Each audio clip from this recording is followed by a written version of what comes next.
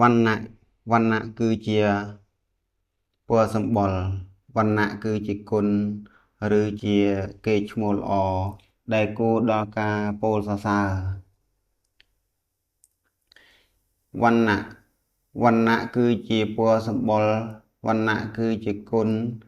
ឬជាកេរ្តិ៍ឈ្មោះល្អដែលគួរដល់ការពោលសរសើរវណ្ណៈគឺជាពណ៌សម្បុរដែលមនុស្សនិងទេវតាត្រូវការនៅក្នុងលោកនេះបុគ្គលដែលមានរូបល្អស្អាតជាងគេគឺព្រះសម្មាសម្ពុទ្ធព្រោះព្រះអង្គបរិបូរណ៍ទៅដោយបុណ្យព្រះអង្គមានពន្លឺរស្មីចេញអំពីព្រះវរកាយព្រះរូបកាយដ៏ល្អស្អាតរបស់ព្រះអង្គរមែងបានជាឧបករណ៍ម្យ៉ាងសម្រាប់ទាក់ទាញអ្នកដែលចូលចិត្តមើលរូបឲ្យបានចូលមកជិតព្រះអង្គហើយក៏បានស្ដាប់នៅព្រះធម៌រីឯសំឡេងរបស់ព្រះអង្គទៀតសោតក៏ពិរោះពន់ពេកដែលសុទ្ធតែជាឧបករណ៍ក្នុងការប្រមូលសត្វលោកឲ្យបានស្ដាប់នៅព្រះធម៌ទេសនារបស់ព្រះអង្គសិលជាគ្រឿងប្រដាប់តាក់តែងរូបរាងកាយរបស់បរិសុទ្ធស្ត្រីគ្រហស្ថបព្វជិតសិលជាសម្លៀកបំពាក់សមរម្យគ្រប់វ័យសូមមនុស្សទាំងឡាយនិយមយកសិលជាគ្រឿងប្រដាប់កាយព្រោះសិលជាអលង្ការដ៏ប្រសើរក្រៃលែងសិលរមែងជួយធ្វើឲ្យវណ្ណៈនៃរូបរាងកាយល្អថ្លៃថ្លាអ្នកមានសិលជាអ្នកឲ្យការមិនមានភ័យខ្លាចដល់អ្នកដទៃឲ្យការទុកចិត្តឲ្យនៅភាពជាមិត្តឲ្យជីវិតឲ្យទ្រព្យសម្បត្តិឲ្យការសប្បាយចិត្តនិងឲ្យសេចក្តីសុខផ្សេងទៀតដល់អ្នកដទៃការឲ្យព្រោះមានសិលនេះជាទូលចេតនាដូច្នេះចេតនាបាននាំនៅក្នុងផែនដីគឺសដានចិត្តដែលនឹងបង្កើតផលតាមសំគួរដល់ពេលវេលាក្នុងបណ្ដាផលទាំងឡាយដ៏ច្រើននោះមានវណ្ណៈរូបដ៏ល្អស្អាតមួយផងដែរការមិនខឹងក្រោធនាំឲ្យមានពណ៌សម្បុរមុខស្រស់ស្អាតផ្ទុយមកវិញបើបរិសុទ្ធស្ត្រីណាមានការខឹងក្រោធហើយសម្បុរមុខមិនស្អាតឡើយរូបកាយទាំងមូលជាទីរគាសនិងភ័យខ្លាចរបស់អ្នកដទៃសូម្បីមានការប្រដាប់តាក់តែងកាយទៅដោយអលង្ការមាសពេជ្រនិងគ្រឿងលាភផ្សេងយ៉ាងណាក៏ដោយមនុស្សដែលមានសេចក្តីក្រោធរមែងដេកជាទុក្ខឬសូម្បីផ្ទះធំក្រែពុកសុទ្ធតែថ្លៃពិសេសយ៉ាងណាក៏ដោយក៏មិនអាចដេកជាសុខបានដែរតាមពិតការបើចិត្តជាសុខព្រោះគ្មានការខឹងក្រោធនិងគ្មានទុក្ខកង្វល់ផ្សេងទៀតទេនោះបញ្ហាជីវិតរមែងមិនមានឯសម្បុរមុខក៏ផូរផង់គូជាទីជាថ្លាការសុខចិត្តជារបស់សំខាន់បំផុតក្នុងជីវិតគឺជាឈ្មោះរបស់ចិត្តដែលមានបញ្ញាយល់ព្រមទៅតាមសច្ចធម៌របស់ធម្មជាតិវាផ្ទុយអំពីការមិនទុក្ខការមិនសុខចិត្តដែលការមិនសុខចិត្តនេះវាជាទុក្ខមនុស្សយើងច្រើនមើលរំលងសេចក្តីសុខផ្លូវចិត្តដោយសម្លឹងមើលទៅវត្ថុបំណងផ្សេងតាមអំណាចការញុះញង់របស់តណ្ហាម្លោះហើយបញ្ហាគឺការមិនសុខចិត្តចេះតែមានចេះតែមកដល់ដែលធ្វើឲ្យទឹកមុខម្ដងស្រស់ម្ដងក្រៀមវណ្ណៈដែលសំខាន់ជាងពណ៌សម្បុរគឺគេឈ្មោះល្អរមែងបានមកអំពីការប្រព្រឹត្តល្អឈ្មោះល្អគឺជាក្លិនដ៏ក្រអូបបក់ផ្សាយទៅគ្រប់ទិសឈ្មោះល្អនាំឲ្យអ្នកដទៃទទួលស្គាល់ឈ្មោះល្អគឺជាយីហោនៃជីវិតឈ្មោះល្អនាំឲ្យអ្នកដទៃចូលមករកការបើអ្នកដទៃចូលមករកហើយរមែងបាននៅប្រយោជន៍ដល់អ្នកដែលចូលមករកនោះព្រះសម្មាសម្ពុទ្ធព្រះអង្គមានវណ្ណៈល្អគ្រប់យ៉ាងព្រះកិត្តិស័ព្ទរបស់ព្រះអង្គល្បីខ្យល់ខ្ចាយទៅគ្រប់ទិសតំបន់ជនបទនិងរាជធានីព្រះអង្គទ្រង់យាងទៅកាន់ទីចរិតណាមហាជនតែងតែផ្អើលឈូឆរមកមើលព្រះអង្គរួចហើយក៏បាននៅប្រយោជន៍ដ៏ធំធេងអំពីការដែលបាននាំមករកព្រះអង្គនោះតាមពិតព្រះពុទ្ធសាសនាគឺជាសារៈសំខាន់របស់ជីវិតនិងសង្គមព្រះពុទ្ធសាសនាកើតឡើងក៏ដោយសារជីវិតនិងសង្គមនេះឯងត្រូវការព្រោះថាជីវិតត្រូវការព្រះពុទ្ធសាសនាក្នុងការដោះស្រាយបញ្ហានៃជីវិតពោលគឺសេចក្តីទុក្ខទាំងឡាយឯសង្គមត្រូវការព្រះពុទ្ធសាសនាគឺដើម្បីឲ្យមនុស្សទាំងឡាយព្រមព្រៀងគ្នាសង្គ្រោះគ្នាជួយគ្នានិងដើម្បីឲ្យអ្នក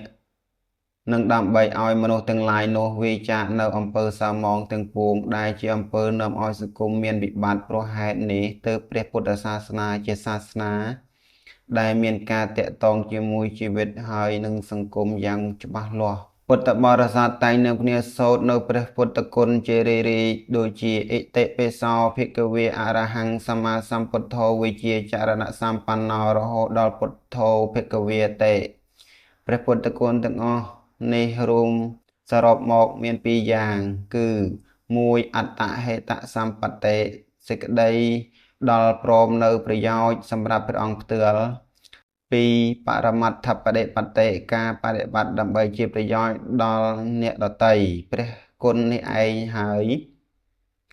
ដែលជាព្រះកិត្តិសព្ទល្បីរន្ទឺគឺជាព្រះគុណដែលមានការតេតងគ្នាជាមួយនឹងជីវិតសត្វលោកនិងសង្គមដូចជាទ្រង់ព្រះនាមថាអរហង្គ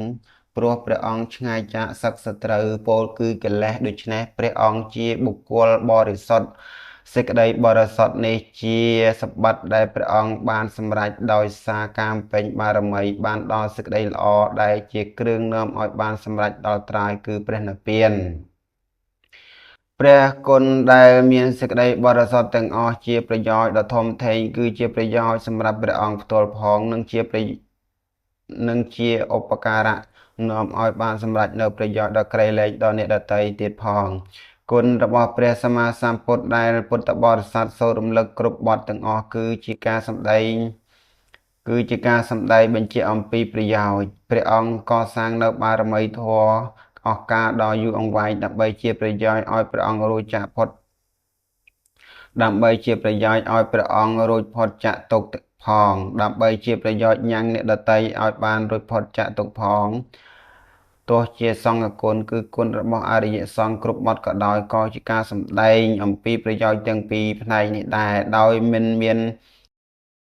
គុណក្នុងបទណាមួយដែលមិន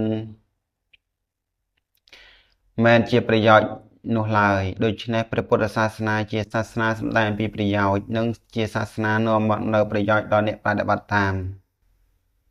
កាលណាបើ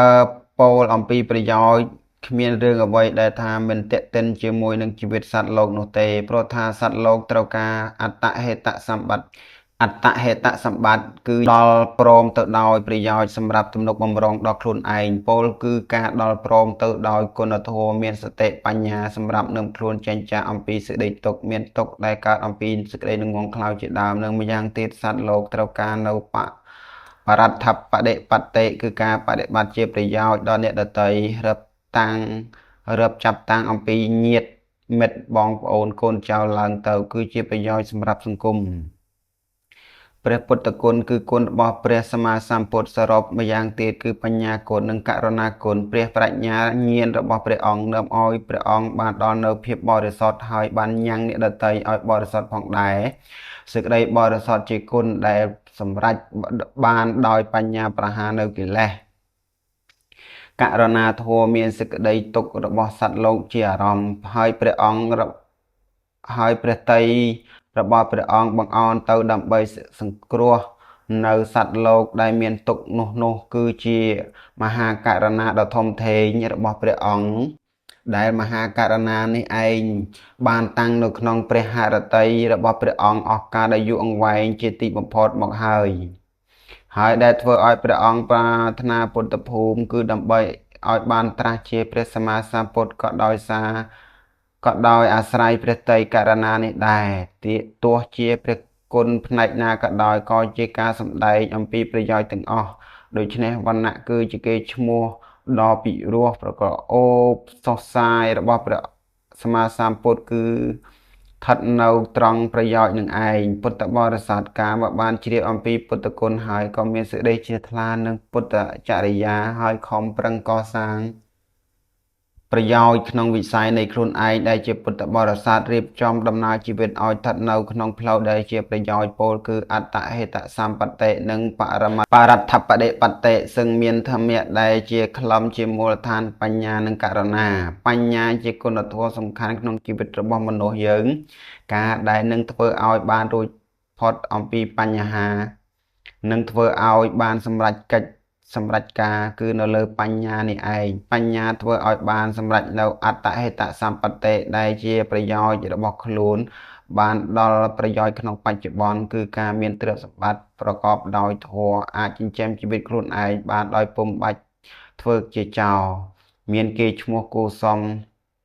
ក្នុងសង្គមថាជាមនុស្សល្អនិងមានកិត្តិយសជាដើមមិនត្រឹមតែបានសម្រេចប្រយោជន៍ក្នុងបច្ចុប្បន្នប៉ុណ្ណេះទេថែមទាំងបានសម្រេចនៅប្រយោជន៍ដែលជាទុនក្នុងដំណើរជីវិតសម្រាប់បន្តការរស់នៅទៅជាតិខាងមុខក្រោយអំពីលាចាកលោកនេះទៅទៀតផងនិងរហូតដល់បានសម្រេចនៅប្រយោជន៍ដ៏កំពូលគឺរួចផុតចាកទុក្ខទាំងពួងព្រោះការអស់ទៅនៃតណ្ហាប្រយោជន៍មួយផ្នែកទៀតគឺករុណាជាគុណធម៌ទំនុកបម្រុងឲ្យដល់សង្គមគឺជាគុណធម៌ដែលទ្រទ្រង់នៅទឹកចិត្តរបស់ពុទ្ធបរិស័ទឲ្យមានឆន្ទៈបដិបត្តិក្នុងការងារតាមទូនាទីសម្រាប់ប្រយោជន៍ដល់អ្នកដទៃករុណាធ្វើឲ្យបានសម្រេចនៅបរមត្ថបដិបត្តិគឺការបដិបត្តិដើម្បីប្រយោជន៍ក្នុងសង្គមឬប្រយោជន៍សម្រាប់អ្នកដទៃទោះជាប្រយោជន៍បច្ចុប្បន្នក្តីប្រយោជន៍ជាតិខាងមុខក្តីប្រយោជន៍ដទៃក្រៃលែងក្តីការត្រាស់ដឹងនៅសច្ចធម៌ក្តីជាប្រយោជន៍ដល់អ្នកដទៃត្រូវបានទទួលអំពីករុណាធម៌របស់ពុទ្ធបរិស័ទសេចក្តីបរិសុទ្ធនិងមិនបរិសុទ្ធជារបស់ចំពោះខ្លួនអ្នកដទៃមិនអាចញ៉ាំងអ្នកដទៃទៀតឲ្យបរិសុទ្ធបានឡើយសេចក្តីនៃពុទ្ធភាសិតនេះធ្វើឲ្យមនុស្សមួយចំនួនយល់ច្រឡំថាព្រះពុទ្ធសាសនាគិតតែពីយករួចខ្លួនឯងមិនបានគិតគូរដល់សង្គមផងឡើយប៉ុន្តែសេចក្តីពិតនៃពុទ្ធភាសិតបានបញ្ជាក់ការពិតរបស់ធម្មជាតិគឺថាអ្នកដទៃមិនអាចរំលត់កិលេសឲ្យអ្នកដទៃបានទេគឺត្រូវពឹងខ្លួនក្នុងការស្វែងរកសេចក្តីបរិសុទ្ធឲ្យដល់ខ្លួនឯងអ្នកធ្វើបាបរមែងសៅម៉ងដល់ខ្លួនឯងចំណែកអ្នកមិនធ្វើបាបរមែងបរិសុទ្ធស្អាតរមែងបរិសុទ្ធដល់ខ្លួនឯងពុទ្ធភាសិតប៉ុណ្ណេះក៏ជាការជួយសង្គមមិនតិចឡើយព្រោះធ្វើឲ្យមនុស្សយល់ហេតុផលតាមការពិតហើយយកការមិនធ្វើបាបជាព្រះសម្រាប់ជួយខ្លួនឯងឲ្យបានដល់នៅសេចក្តីបរិសុទ្ធនិងអប់រំចម្រើនបញ្ញាដើម្បីកម្ចាត់នៅអវិជ្ជានិងតណ្ហាដោយខ្លួនឯងពិតមែនតែអ្នកដទៃមិនអាចញ៉ាំងអ្នកដទៃទៀតឲ្យបរិសុទ្ធទៅបានក៏ដោយតែមិនមែនមានន័យថាជួយគ្នាមិនបាននោះទេគឺជួយដោយការរំលឹកដាស់តឿនជួយដោយការប្រាប់បញ្យល់ដល់ការពិតដើម្បីឲ្យអ្នកដទៃនោះមានស្មារតីហើយអាចសិក្សាអប់រំខ្លួនតទៅរហូតបានដល់នៅសេចក្តីបរិសុទ្ធដែរសេចក្តីនេះប្រៀបដូចមនុស្សមួយគ្រួសារដែលកំពុងដេកលក់នៅក្នុងផ្ទះការដែលមានភ្លើងឆេះផ្ទះមនុស្សម្នាក់ក្នុងផ្ទះនោះបានភ្ញាក់ឡើងមុនគេបាទការភ្ញាក់របស់មនុស្សម្នាក់មុនគេនោះពិតមែនតែមិនមែនជាការភ្ញាក់របស់អ្នកដទៃទៀតប៉ុន្តែអ្នកភ្ញាក់មុនគេអាចស្រែកហៅអ្នកដទៃទៀតឲ្យភ្ញាក់មកដែរហើយក៏បានរត់រួចអំពីផ្ទះដែលត្រូវភ្លើងឆេះទាំងអស់គ្នាទៅមនុស្សម្នាក់ងូតទឹកសម្អាតកាយខ្លួនឯងពិតជាមិនអាចញ៉ាំងអ្នកផ្សេងដែលមិនបានងូតទឹកឲ្យស្អាតបានឡើយប៉ុន្តែអាចរំលឹកអាចប្រាប់អាចអញ្ជើញឲ្យអ្នកដទៃនោះមកងូតទឹកសម្អាតកាយដើម្បីបានស្អាតទាំងអស់គ្នាព្រះសម្មាសម្ពុទ្ធព្រះអង្គមានតួនាទីប្រាប់ការពិតដល់សត្វលោកមិនសំពោះតែនៅលើអរិយសច្ចធម៌ដែលជាធម៌ដ៏ជ្រៅបំផុតនោះទេអវធម៌អ្វីផ្សេងទៀតក៏ដោយឲ្យតែជាប្រយោជន៍គឺប្រយោជន៍ក្នុងលោកនេះក្តីប្រយោជន៍ក្នុងលោកខាងមុខក្តីព្រះសម្មាសម្ពុទ្ធទ្រង់សម្ដែងប្រាប់ទាំងអស់ព្រោះព្រះអង្គមានតួនាទីត្រាស់នៅវាចាពិតហើយមានប្រយោជន៍ដល់អ្នកស្ដាប់ព្រះអង្គទ្រង់ត្រាស់ជារីឲ្យមនុស្សយើងនឹកដល់សត្វទាំងឡាយដែលមានជីវិតក៏ត្រូវតែនឹកដោយមេត្តាចិត្តនឹកដោយក្តីអាណិតដល់សត្វទាំងឡាយក្នុងឋានៈដែលសត្វទាំងអស់រួមរស់ជាមួយគ្នារួមកើតរួមចាស់រួមឈឺរួមស្លាប់រួមពិភពលោកគឺជាអ្នករួមសុខរួមទុក្ខជាមួយយើងទាំងអស់គ្នាសត្វលោកក្នុងលោកអសន្នវាសគឺជាអ្នកទោសត្រូវប្រហារជីវិតដែលមិនមានជីវិតណាមួយកិច្ចផុតបានឡើយព្រះសម្មាសម្ពុទ្ធព្រះអង្គជាគ្រូរបស់មនុស្សនិងទេវតាព្រះអង្គបង្រៀនវិជ្ជាជីវិតឲ្យដល់សត្វលោកឲ្យសត្វលោកចេះស្វែងរកសេចក្តីសុខក្នុងចិត្តរបស់ខ្លួនព្រះអង្គមិនបានបដិសេធសេចក្តីសុខដែលជាប់តាក់ទងនឹងវត្ថុខាងក្រៅមានជាប់តាក់ទងនឹងទ្រព្យសម្បត្តិសម្ភារៈប្រើប្រាស់ជាដើមនោះទេប៉ុន្តែបើសត្វលោកខ្វះខាតនៅវិជ្ជាជីវិត គឺខ្វះខាតសតិបញ្ញាសម្រាប់កំណត់ដឹងនៅសង្ខារធម៌ដែលជាធម្មជាតិគ្រប់យ៉ាងខ្វះខាតសិលធម៌និងខ្វះខាតមេត្តាករុណាជាដើមសត្វលោកពិតជាមិនអាចបានជួបប្រទះនៅសេចក្តីសុខពិតប្រាកដឡើយព្រោះសេចក្តីសុខពិតប្រាកដគេត្រូវបានរកឃើញតាមរយៈនៃសេចក្តីសុខផ្លូវចិត្ត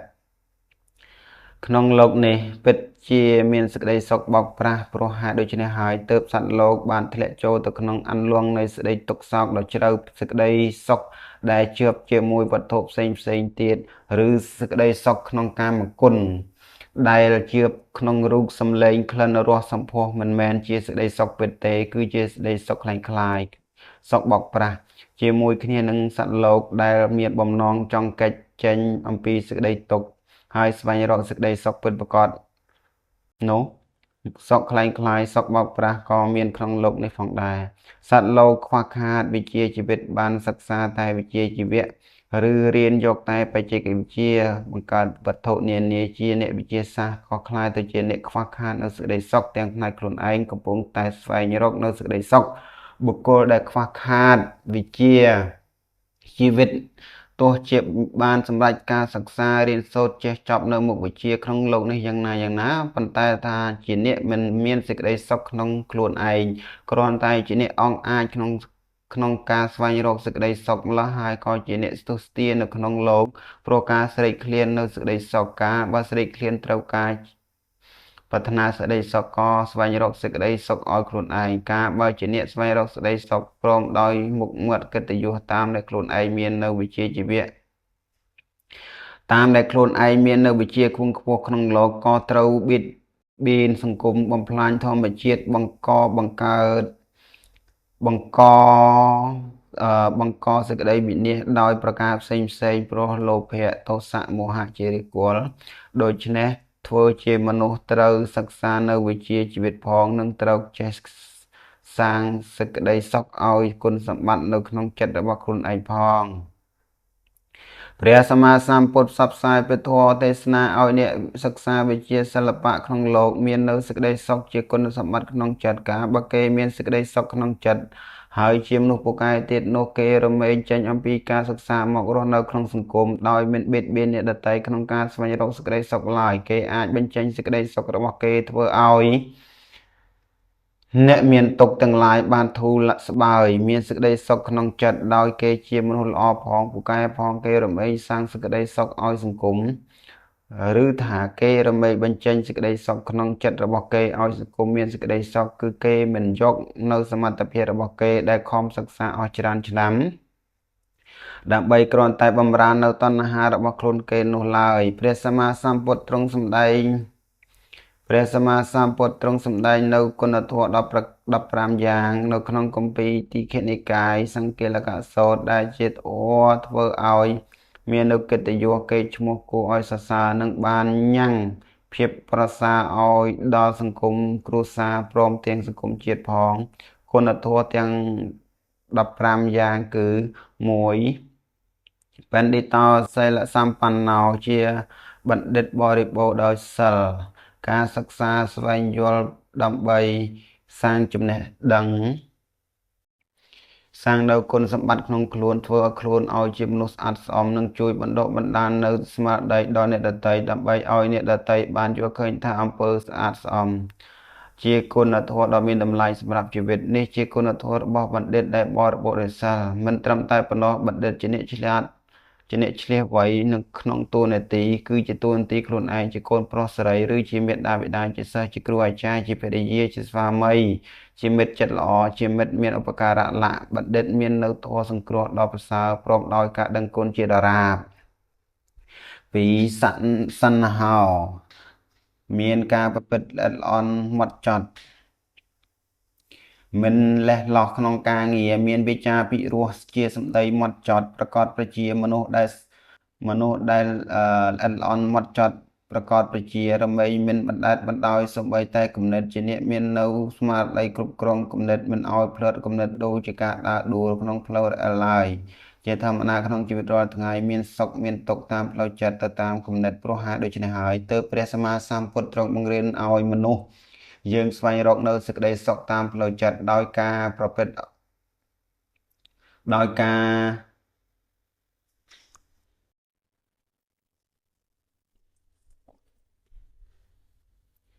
ការប្រយ័ត្នគំនិតខ្លួនឯង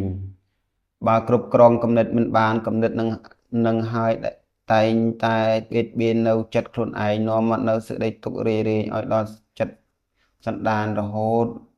ដល់ប្រព្រឹត្តនៅអំពើខុសឬខើគំនិតប្រៀបដូចជាភ្លើងអស់បើគ្រប់គ្រងបានល្អក៏ជាប្រយោជន៍តែបើគ្រប់គ្រងមិនបានល្អរមែងឆេះភូមិឆេះស្រុកដូច្នេះហើយទើបមនុស្សដែលល្អិតល្អន់ហ្មត់ចត់គេប្រយ័ត្ននៅគំនិតនេះណាស់ឯផលកម្រៃដែលត្រូវបានគឺសេចក្តីសុខស្ងប់ច្រើនសូមមនុស្សទាំងឡាយខំប្រឹងប្រែងស្វែងរកនៅសេចក្តីសុខអំពីគំនិតរបស់ខ្លួនឯងគប្បីកំណត់ដឹងថារឿងរ៉ាវទាំងឡាយទាំងពួងដែលបានមកដល់ជីវិតនេះមិនមែននាំមកនៅសុខឬទុក្ខចូលមកដល់សន្តានចិត្តតែម្ដងនោះទេគឺវាអាស្រ័យទៅលើគំនិតឆ្លាតឬងងនឹងឯងដែលជាអង្គប្រកបខាងក្នុងសម្រេចឲ្យសុខឬទុក្ខក្នុងចិត្តកើតឡើង3បដិភានវាមានប្រាជ្ញាឆ្លៀសវាងវៃបដិភានទី1ឆ្លាតវាងវៃក្នុងការសិក្សារៀនសូត្រព្រោះមានឧបនិស្ស័យអំពីកំណើតមកផងបដិសន្ធិព្រមដោយបញ្ញានិងប្រកប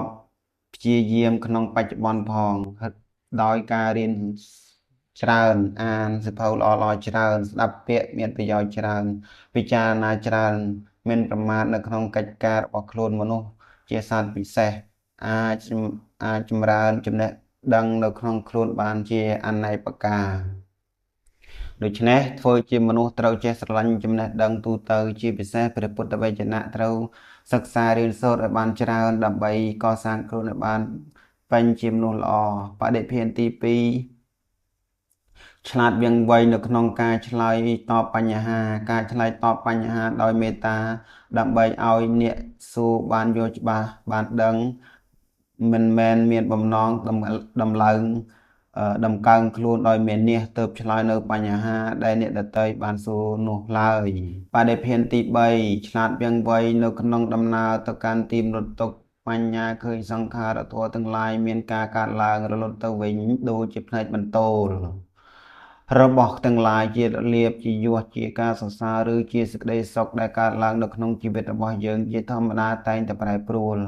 ដោយសេចក្តីងងខ្លៅយើងត្រូវបានទទួលនៅសេចក្តីទុក្ខជាពិតប្រាកដប៉ុន្តែបើយើងចូលទៅដោយបញ្ញាសិក្សាយល់ច្បាស់តាមការពិតយើងរមែងរួចអំពីអន្ទាក់របស់មាមិនរងទុក្ខឡើយមនុស្សយើង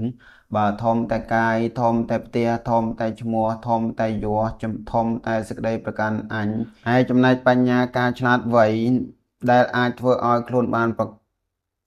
ត្រជាក់ត្រជុំសុខស្ងប់ផ្សេងផ្សានរហូតដល់អ្នកដទៃក៏បានទទួលសេចក្តីសុខផងនោះមិនចម្រើនធំធាត់សោះហើយថែមទាំងមិនចូលចិត្តទំនុកបំរុងឲ្យអាហារដើម្បីការធាត់ធំនៃបញ្ញានោះផង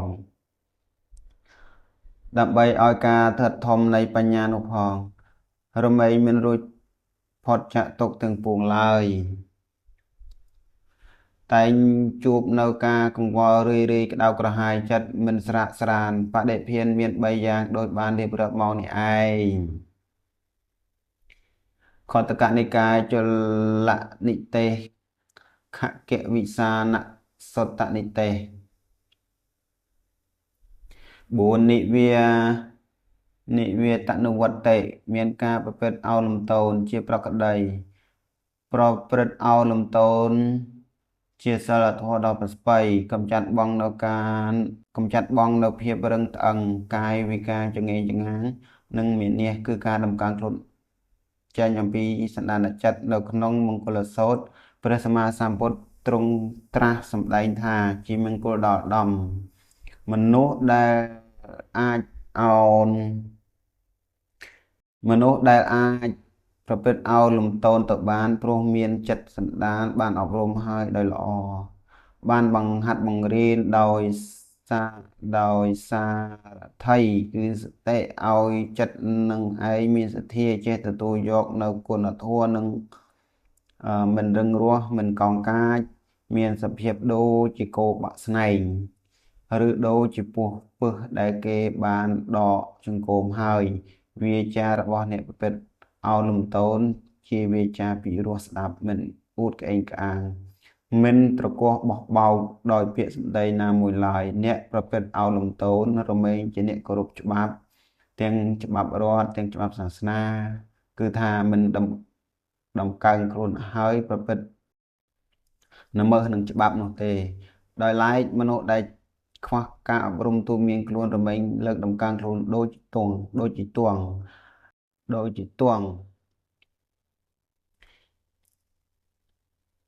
ពោលគឺលើកឡើងនៅទង់អញហ៊ានប្រព្រឹត្តខុសច្បាប់ហើយសង្កល់ថាខ្លួនឯងពូកែទៀតសូមមនុស្សទាំងឡាយកុំច្រឡំថាខ្លួនឯងពូកែទាំងដែលភាពពិតនៃខ្លួនឯងជាមនុស្សអន់ណាស់នោះសូមដាក់ចុះនៅទង់អញហើយនាំគ្នាលើកដំកើងនៅទង់ជាតិទង់សាសនាធ្វើការគោរពឲ្យពេញលេញដើម្បីជាតិនិងសាសនារុងរឿងតទៅសូមនឹករលឹករីផងថាទោះជាយើងខំប្រឹងលើកកម្ពស់ខ្លួនឯងយ៉ាងណាខំអួតអាងយ៉ាងម៉េចក៏ដោយក៏វាមិនរួចអំពីស្លាប់ឡើយប៉ុន្តែរឿងដែលគួរឲ្យស្ដាយនោះមិនមែនយើងដែលបានស្លាប់ទៅនោះទេគឺប្រទេសជាតិនិងសាសនាដែលបានអន្តរាយខូចខាតខ្ទេចខ្ទាំដោយសារយើងដែលជាអ្នកហ៊ានប្រព្រឹត្តល្មើសនឹងច្បាប់នោះទេតាដែលគួរឲ្យស្ដាយពុយពេកពាន់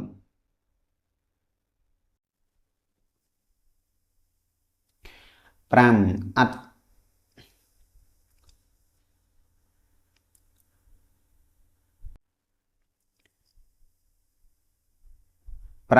តថោ5អត្តថោ5អត្តថោ5អត្តថោមិនរឹងត្អឹងមិនចចេះមុខរឹងគឺជាមនុស្ស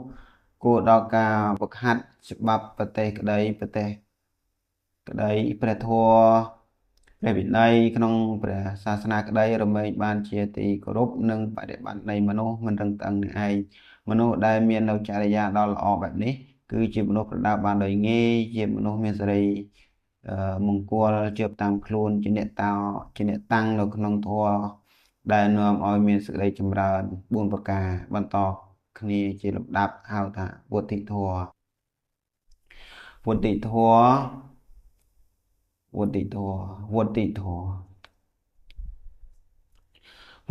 ៌ទី1សាបគប់ជាមួយសប្បុរសជាមនុស្សស្ងប់ប្រព្រឹត្តសុចរិតដោយកាយវិជ្ជាចិត្តជាអ្នកគោរពច្បាប់មានភូមិធម៌មានភូមិបញ្ញាគួរដល់ការគោរពរាប់អានមនុស្សដែលមិនរឹងត្អឹងមិនជជែកមុខរឹងបានជ្រើសរើសយកសប្បុរសជាកល្យាណមិត្តសាបគប់ចិត្តដិតមនុស្សមិនរឹងត្អឹងមានបំណងកសាងខ្លួនឲ្យបានជាមនុស្សល្អរមែងស្វែងរកនៅសប្បុរសសម្រាប់រំលឹកដាស់តឿនខ្លួនរកទីប្រឹក្សាល្អមិត្តល្អសិភៅល្អរហូតដល់បរិយាកាសសង្គមជំនាញខ្លួនក៏ល្អទៀតផងដើម្បីជាឧបការៈឲ្យមានបញ្ញាស្មារតីវុទ្ធិធម៌ទី2ស្ដាប់ធម៌របស់សប្បុរសការសេពគប់ជាមួយសប្បុរសដើម្បីឲ្យបាននៅប្រយោជន៍គឺត្រូវស្ដាប់នៅពធដោយការយកចិត្តទុកដាក់ស្ដាប់ក្រេបយកនៅអត្តរសអំពីន័យសំខាន់ជាគ្រឿងដាស់ស្មារតីឲ្យភ្ញាក់រលឹកទាំងស្ដាប់អំពីបុគ្គលផ្ទាល់ទាំងអានសភៅតាំងចិត្តរៀនស្រាវជ្រាវសន្ទនាសាកសួរធ្វើឲ្យមានការចេះដឹងពិតប្រាកដវុទ្ធិធម៌ទី3ធ្វើទុកក្នុងចិត្តដោយឧបាយត្រូវទំនងបានឃើញបានឮបានអានបានស្ដាប់រួចហើយក៏ចេះគិតពិចារណាដោយខ្លួនឯងវែកញែករកហេតុផលថានោះគឺអ្វីកើតឡើងយ៉ាងណាដូចម្ដេចបានជាយ៉ាងហ្នឹងតើហេតុផលហ្នឹងវាសមគ្នាដែរឬទេដូចនេះជាដើមវុទ្ធិធម៌ទី4បដិបត្តិនៅធម៌ដ៏សមគួរតាមធម៌គឺបដិបត្តិត្រឹមត្រូវតាមគោលរបស់ព្រះធម៌នាំយកធម៌ដែល